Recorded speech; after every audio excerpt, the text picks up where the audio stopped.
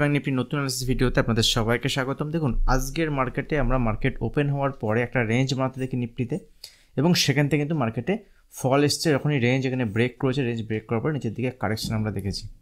গতকালের মার্কেটে আমরা যেমন দেখেছিলাম, গতকাল মার্কেটে গ্যাপ আপ ওপেন হয়েছিল, সামান্য গ্যাপ ওপেন হওয়ার পরে পজিটিভ সাইডে উপরের দিকে মুভমেন্ট হয়েছিল বিকজ অফ রিলায়েন্স, একটা স্টক যে স্টকের জন্য নিফটিতে একটা ভালো মুভমেন্ট আমরা দেখেছিলাম, এবং সেখানে সবথেকে বেশি কন্ট্রিবিউশন ছিল মোর দ্যান 200 পয়েন্ট। আমি আপনাদের সঙ্গে ডিসকাস করেছিলাম। আজকে যদি আমরা রিলায়েন্সকে দেখি, দেখুন রিলায়েন্স তো পুরোটা যতটা গেইন হয়েছে ততটা ফল তো আজকে হয়নি, কিন্তু হায়ার লেভেল থেকে রিলায়েন্স একটা প্রফিট বুকিং আমরা দেখেছি, এবং রিলায়েন্সের উপরের লেভেল থেকে প্রায় 3% ফল হয়েছে, এবং যার এফেক্ট আমরা নিফটিতে দেখেছি। যেখানে ব্যাঙ্ক নিফটি দেখেছি, ব্যাঙ্ক নিফটি লাস্ট দুদিন ধরে একটা রেঞ্জের মধ্যে ট্রেড করছে। ব্যাঙ্ক নিফটিতে কিন্তু স্ট্রাকচার এতটা খারাপ নয়। গতকাল আমরা শেয়ার করেছিলাম যে ব্যাঙ্ক নিফটি দেখুন উপরের লেভেলে মুভমেন্ট হয়েছে, উপরের লেভেলে মুভমেন্ট হওয়ার পরে ব্যাঙ্ক নিফটি টাইম স্পেন্ড করেছে। আবার আজকে ব্যাঙ্ক নিফটি সেম রেঞ্জের মধ্যে এখানে সময় কাটিয়েছে। তো ব্যাঙ্ক যখনই, এটা একটা মার্কেটের রুলস, যখনই বড় রেঞ্জ বানাই, 2 দিন 3 দিন 4 দিন ধরে একটা রেঞ্জ বানাই, এই রেঞ্জ যখনই ব্রেক করে যে কোনো দিকে, সেদিকে কিন্তু একটা বড় মুভমেন্ট মার্কেট দেখাতে পারে। এখনই এইভাবে বলা যাবে না যে আগামীকাল কোন দিকে মুভমেন্ট হবে। তার এক্সাম্পল দেখুন, মার্কেটে যদি গতকাল আমরা দেখি, গতকাল মার্কেটে 99% লোক কিন্তু এখান থেকে পুরো বুলিশ হয়ে গেছিলো। বাজেটের পরে এখান থেকে বড় মুভমেন্ট আসতে পারে, এবং যেভাবে রিলায়েন্সের পার্টিসিপেশন ছিল, অন্যান্য স্টকের পার্টিসিপেশন আমরা দেখেছিলাম, মার্কেট আজকে পুরো উল্টো দিকে গেম খেলে দিয়েছে।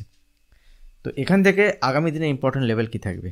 নিফটিতে বিশাল কিছু খারাপ যে হয়ে গেছে, নিফটি এখান থেকে পুরো ফল হয়ে যাবে, ফ্রি ফল এরকম নয়। তবে মার্কেটে আজকে যখনই এখানে 21,650 21,580 লেভেলকে ব্রেক করেছে, গতকালের ক্ষেত্রে আমি ইম্পর্টেন্ট লেভেল শেয়ার করছিলাম লং সাইডে, তখনই ট্রেড করা যাবে যদি এখানে 21,750 760 উপরে সাস্টেন করে বাজার। দেখুন মার্কেটে প্রথমেই সকালে যে এখানে গ্যাপ ওপেন হয়েছে, গ্যাপ আপ ওপেন হওয়ার পরে লেভেল কিন্তু সাস্টেন করতে পারেনি, এবং ফার্দার যদি এই লেভেলকে ব্রেক করতে উপরের দিকে, আমার এক্স্যাক্টলি আমি টার্গেট শেয়ার করেছিলাম 21,850 প্রফিট বুকিং লেভেল। যদি উপরের দিকে মুভমেন্ট হয়, তো প্রশ্ন ওঠে না উপরের দিকে মুভমেন্ট হয়নি। দেখুন এখানে একটা ইম্পর্টেন্ট সাপোর্ট লেভেল ছিল 21,680 থেকে 21,700 লেভেল। এই লেভেল কিন্তু বাজার হোল্ড করছিল, এবং যদি আমরা দেখি এখান থেকে সেকেন্ড হাফে যদি আমরা দেখি, মোটামুটি 1:30-2টোর পরে থেকে মার্কেটে এই যে সাডেন ফল এসছে, সাডেন ফলে এখান থেকে প্রায় মোর দ্যান 150-200 পয়েন্টের ফল এখানে ইন্টারডে বেসিসে দেখিয়েছে। আদারওয়াইজ সারাদিন যদি মার্কেট দেখি, সারাদিনে মার্কেটে খুব বড় মুভমেন্ট কিছু নেই। তো এখান থেকে আগামী কালের জন্য নিফটি, ব্যাঙ্ক নিফটিতে ইম্পর্টেন্ট লেভেল কী থাকবে, আমি ট্রেড প্ল্যান কীভাবে করছি দেখুন। এখান থেকে সিম্পল যদি আমরা ইন্ডিয়া ভিক্সকে দেখি, আজকেও ইন্ডিয়া ভিক্স 2.69%, প্রায় 3% উপরে। দেখুন ইন্ডিয়া ভিক্স এখন চলছে 16, বাজেটের সময় ইন্ডিয়া ভিক্স 16 থেকে 18 রেঞ্জ পর্যন্ত দেখাতে পারে।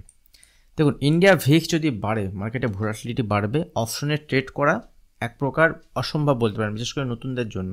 বারবার সেখানে স্টপ লস ট্রিগার হয়, এবং এই ধরনের কন্ডিশন যদি মার্কেটে আপনি কাজ করেন, ছোট স্টপ লস যদি ইউজ করেন, স্টপ লস আপনাকে ট্রিগার করাবে। ভিক্স যদি বেশি থাকে মার্কেটে, এটা হয়, এটা নর্মাল। ডাইরেকশান মার্কেটে তখনই আসবে যখন যে সেশন আমাদের আছে বাজেট, এই বাজেট সেশন, বাজেট ইভেন্ট যেটা আছে, এটার পরেই কিন্তু মার্কেটে, যদি মার্কেট উপরের দিকে যায় সেখানে ভিক্স কুল ডাউন হবে। যদি মার্কেট নিচের দিকে ফল হয়, যদি কোনো বাজে কিছু আছে, খারাপ কিছু আসে বাজেটে, তাহলে মার্কেট নিচের দিকে এলে সেখানে ভিক্স আরও বাড়তে পারে, সাডেন একটা স্পাইক হতে পারে, সেখান থেকে 20-21 পর্যন্ত যেতে পারে। আর যদি বাজার উপরের দিকে মুভমেন্ট হয়, আস্তে আস্তে ভিক্স আবার কুল ডাউন হয়ে মোটামুটি 14-13-তে আসতে পারে আগামী দিনে। তো দুটোই পসিবল। আমি সবাইকে, যারা ডেইলি বেসিসে ভিডিও দেখেন, অ্যানালিসিস ভিডিও লার্নিং পারপাস আমি শেয়ার করছি, দেখুন বাজেট পর্যন্ত যতটা কম ট্রেড করা যায় ততটা কম ট্রেড করতে পারেন, যতটা কম এখানে কোয়ান্টিটিতে কাজ করা যায় ততটা কম কোয়ান্টিটিতে কাজ করা যেতে পারে, কারণ বাজেট পর্যন্ত এই ভোলাটিলিটি থাকবে। আগামীকাল, আগামী পরশু 2 দিন, এই 2 দিন যদি আপনি ঠিকঠাক বেঁচে যান মার্কেটে, নিজের ক্যাপিটালকে যদি রাখতে পারেন, তাহলে কিন্তু আগামী দিনে টিকতে পারবেন। এরকম বড় বড় ইভেন্ট যখন আসেন, ইন্ডিয়ান ইকোনমিতে বাজেট একটা বড় ইভেন্ট, ভোলাটিলিটি বাড়ছে, অবজার্ভ করুন মার্কেটকে, ছোটো কোয়ান্টিটিতে ট্রেড নিন, ইম্পর্টেন্ট লেভেল ব্রেক করলে সেখান থেকে ট্রেড নিন, বেরিয়ে যান, সেক্ষেত্রে আপনি সেখানে বেনিফিটেড হবেন। তো এই সিচুয়েশানে বাজারে যদি আমরা নিফটি, ব্যাঙ্ক নিফটির ক্ষেত্রে দেখি, আগামীকালের জন্য ইম্পর্টেন্ট লেভেল কী থাকবে, আজকে দেখুন এখান থেকে উপরের লেভেলে 21,800 যে লেভেল, 21,800 এখন ইম্পর্টেন্ট রেজিস্ট্যান্স লেভেল। যতক্ষণ না বাজার 21,800 লেভেল না ব্রেক করছে, তখন পর্যন্ত বাজারে কোনো উপরের দিকে পজিটিভ মুভমেন্ট নেই। নিচের দিকে যদি মুভমেন্ট হয় সেক্ষেত্রে আমি ইম্পর্টেন্ট লেভেল শেয়ার করব, ছোটোখাটো বাউন্স এখানে প্লে করা যেতে পারে। এবং যদি নিচের দিক থেকে মুভমেন্ট হয় যতক্ষণ না পর্যন্ত এই লেভেল ব্রেক না করছে সেটা হচ্ছে বাউন্স আসবে।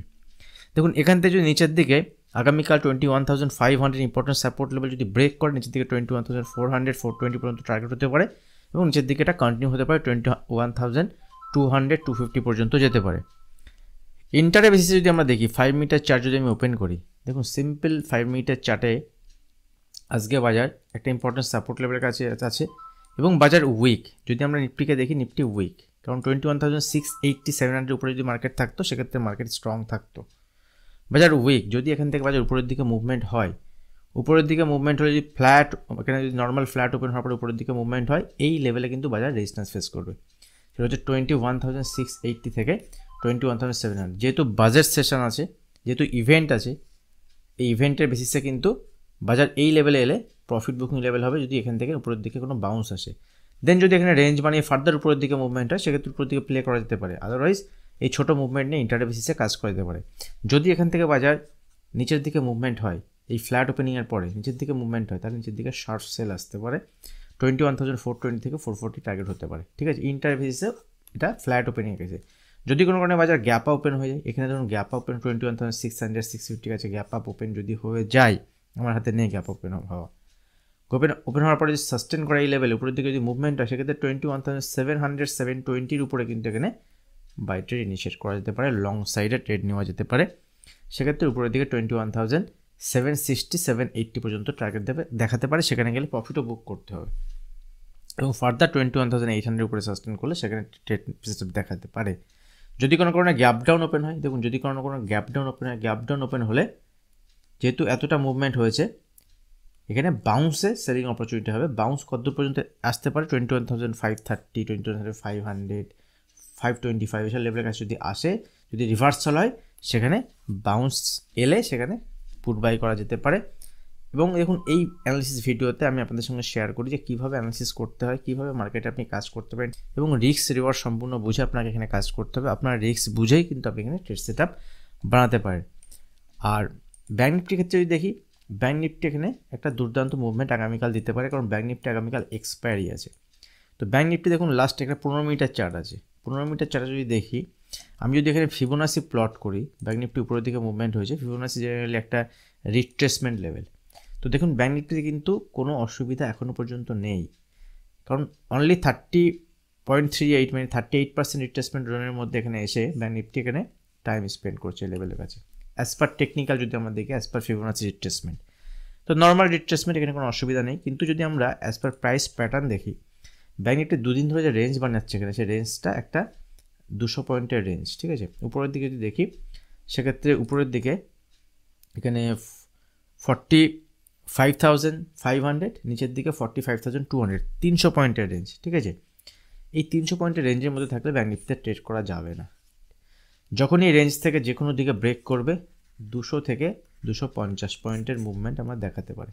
তার মানে উপরের দিকে 500-র উপরে যদি সাস্টেন করে 525 530-এর উপরে, সেক্ষেত্রে উপরের দিকে 500 মানে 45,750 থেকে 700 বা 800 পর্যন্ত টার্গেট দেখাতে পারে। নিচের দিকে যদি 45,200 লেভেলকে ব্রেক করে 44,900 থেকে 45,000 পর্যন্ত টার্গেট দেখাতে পারে। এই হচ্ছে bank Nifty analysis, simple analysis. যদি গ্যাপ ওপেন হয়, গ্যাপ ওপেন হলে উপরের লেভেলে সাস্টেন করতে হবে 45,000 উপরে, তবে উপরের দিকে মুভমেন্ট পসিবল। যদি গ্যাপ ডাউন ওপেন হয়, গ্যাপ ডাউন ওপেন হলে কোনো বাউন্সের এখানে 45,200 45,150 লেভেল থেকে রিভার্সাল দেয়, সেখানেও সেলিং অপরচুনিটি হবে। ভিডিও ভালো লাগলে অবশ্যই ভিডিওতে লাইক করুন, আর এখন যারা চ্যানেল সাবস্ক্রাইব করেননি চ্যানেলটি সাবস্ক্রাইব করে বেল আইকন প্রেস করুন। আজ ভিডিও এখানে শেষ করছি, দেখা হবে নেক্সট ভিডিওতে। ধন্যবাদ।